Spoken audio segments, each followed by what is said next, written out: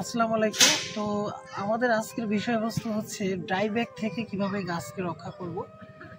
আপনারা একটু দেখেন যে এই গাছগুলাতে এইগুলা কিন্তু ডাইব্যাক লেগে গেছে। যেমন গাছের ডাইব্যাকের ক্ষেত্রে সাধারণত উপরের থেকে যেগুলা একটু মানে স্বাস্থ্য কম যে ডালগুলো আছে সেগুলো হচ্ছে আপনার উপর থেকে শুকাতে শুকাতে এসে একটা পয়েন্টে এসে মারা যাবে এই গাছগুলো।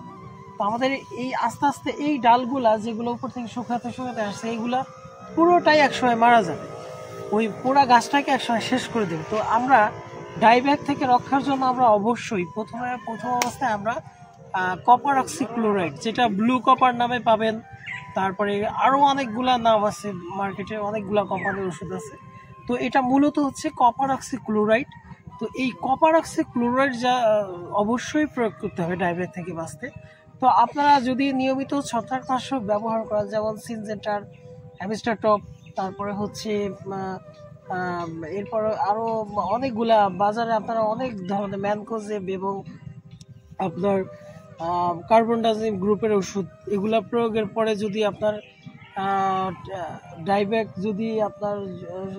যদি না কমে, সেক্ষেত্রে আপনারা শেষ একটা চিকিৎসা হিসেবে আপনারা ব্যবহার করতে পারেন স্কোর যে ওষুধটা আছে, এটা সিনজেন্টা কোম্পানির স্কোর।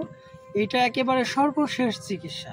তো আপনারা ডাইব্যাকের হাত থেকে রক্ষা করতে হলে আপনারা অবশ্যই একদিন ছত্রাকনাশক, ম্যানকোজেব, কার্বনডাজিম, এবং তারপরের বার আবার আপনারা ব্যবহার করবেন হচ্ছে ব্লু কপার বা কপার অক্সিক্লোরাইড।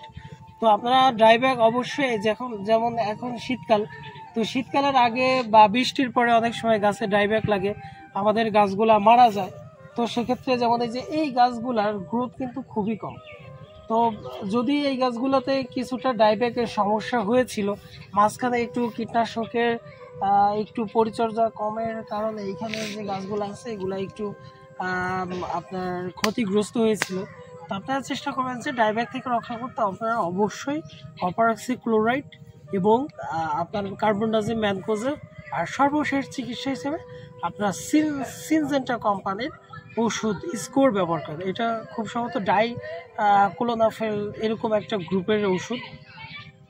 তো আপনারা এই ওষুধটা ব্যবহার করেন। তো আজকের মতো এ পর্যন্তই। সবাই ভালো থাকবেন। আমরা পরবর্তী আঙ্গুর গাছের যত্নের কোনো ভিডিও নিয়ে আপনাদের সামনে হাজির হব। আসসালামু আলাইকুম।